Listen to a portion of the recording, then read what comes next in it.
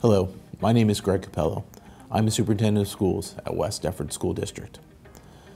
The West Deptford School District is aware how important the relationship is between the schools and the community. In March, we were reminded just how important that relationship is as we shifted the learning into the homes. The resolve our community showed during that time was commendable and outstanding. That resolve was tested, and we stepped up to meet that challenge. At the end of June, we again were asked to step up.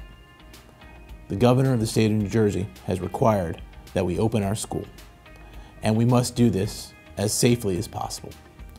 We have spent countless hours creating the best plan that brings our students back as safely as possible. Our administrative staff and our volunteers have worked countless hours to ensure the best plan that works the safest for us. We've looked at every possible option, and we are presenting our plan to our community. I am the first to say that this was a very difficult challenge.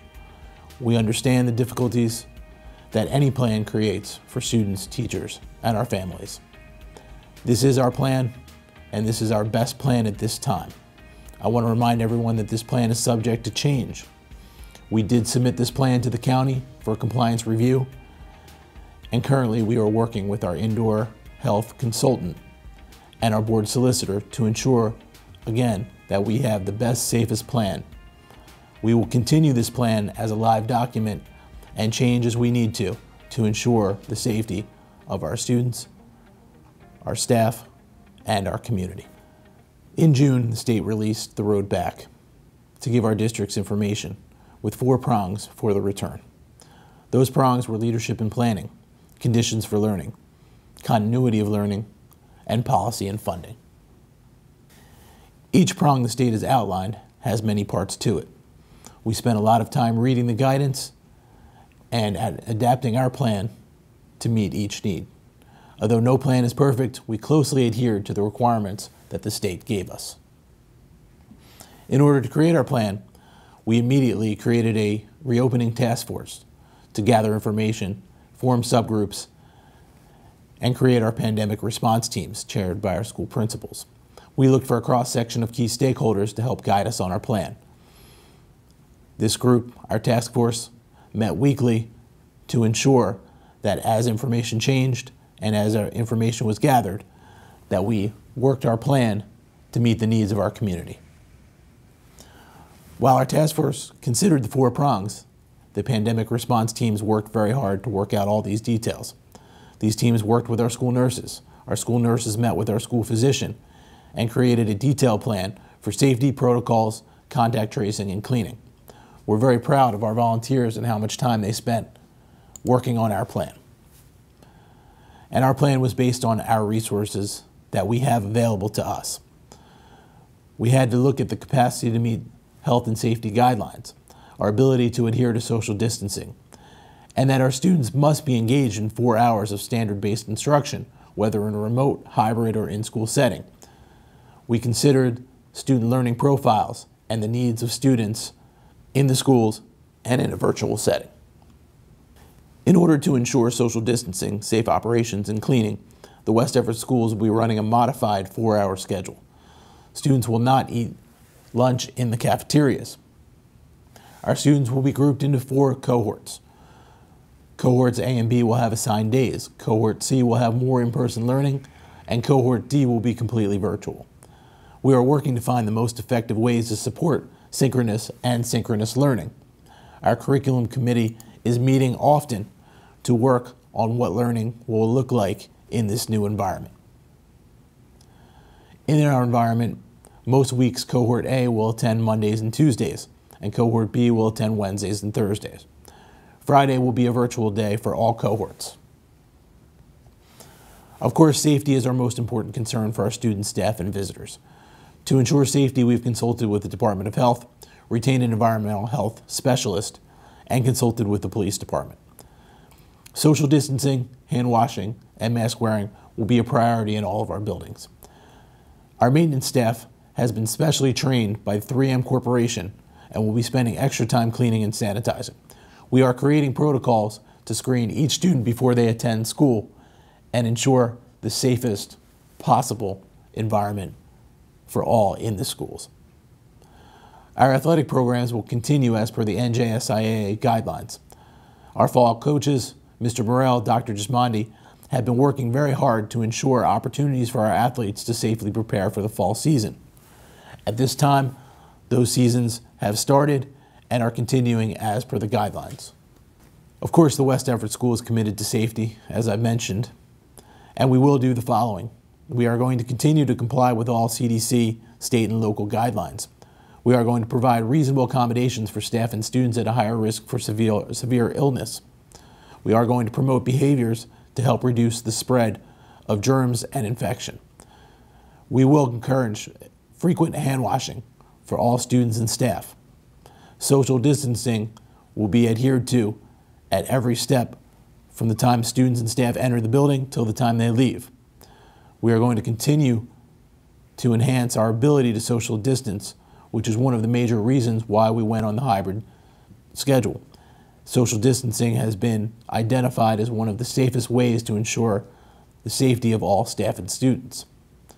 We are going to require face masks for all staff and students as per the governor's directive. There will be certain exceptions, however, we're not 100% clear on what those exceptions will look like. That information is forthcoming. Only staff, students, and Board of Ed approved contractors will be permitted in the school facilities to increase our ability to socially distance. We will replace in-person meetings whenever possible with virtual meetings, and that would be parent meetings, for example, IEP, teacher conferences, and other types of meetings. We are working to ensure that all student desks and seating will be separated by at least 6 feet as per our social distance guidelines. When in limited times the physical distance cannot be maintained, considerations such as barriers or desks facing the same direction for students will be options. Teletherapy will be considered for various related services based on student profile if needed, and if teletherapy is utilized, they'll be scheduled during the student's virtual time. One of our biggest considerations for learning is transportation. In all instances, social distancing may not be possible on our buses. This is one of our major considerations for our hybrid schedule. The hybrid schedule will allow us to keep as much distance as possible between students on the buses at all times. Parents are encouraged to provide transportation and waive their seat on the bus if possible to ensure as few students as possible on the buses to allow for as much social distancing as possible. We are allowing seniors at the high school to drive.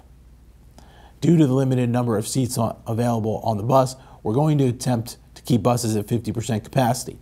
However, social distancing at all times may not be possible. We will ensure that the last students on the bus will be the closest ones to the school, so we will continue to stay within the CDC guidelines, and we will not have students on the buses without social distancing for more than 10 minutes as per the guidelines.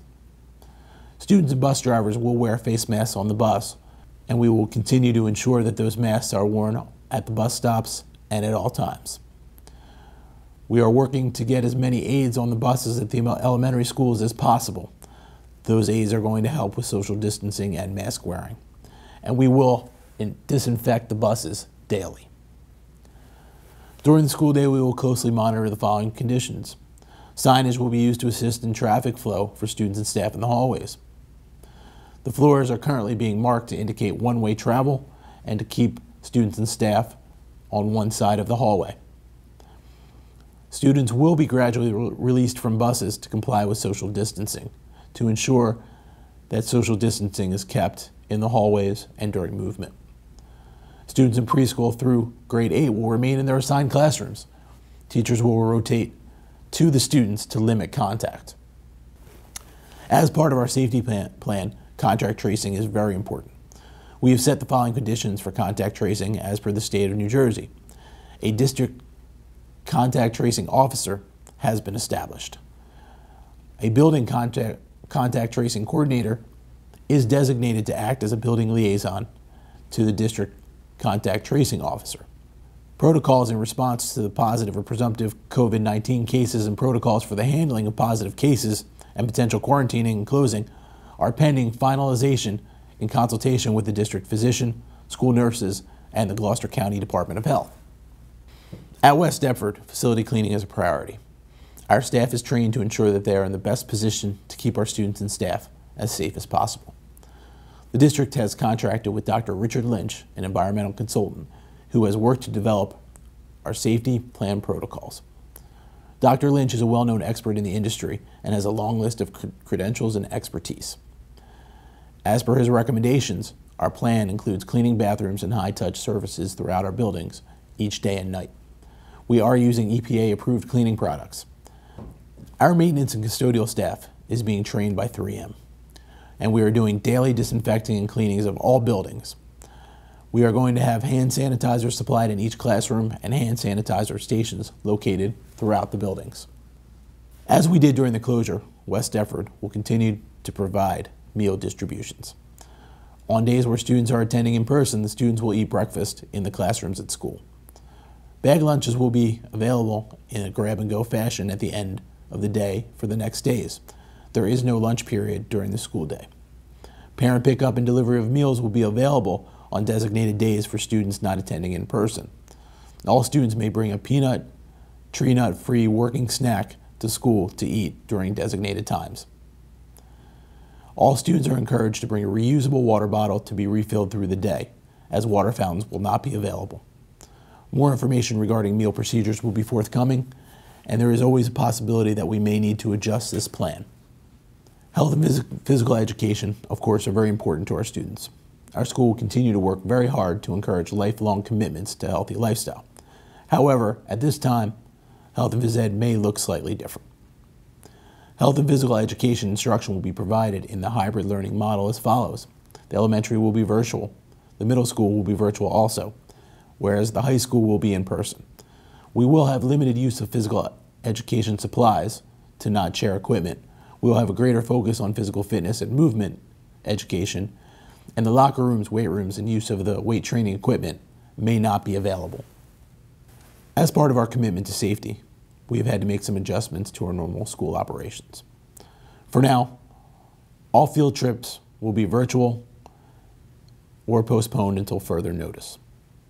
High school extracurricular activities such as clubs may be virtual. Competitive events, activities, organizations beyond the school may all be virtual also. Facility use by outside organizations will not be permitted, and athletics will continue to be guided by the NJSIAA. The schools have also spent a great deal of time thinking about how students will adjust to the hybrid model. We understand this is going to be a difficult adjustment for many students.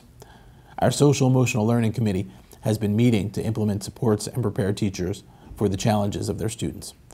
We are encouraging parents to reach out to us when your child is having issues. Our teachers, counselors, and administrators are here to help. No matter what format students start in the fall, technology is very important to our student success. We have made some important improvements to our capacity to deliver virtual instruction.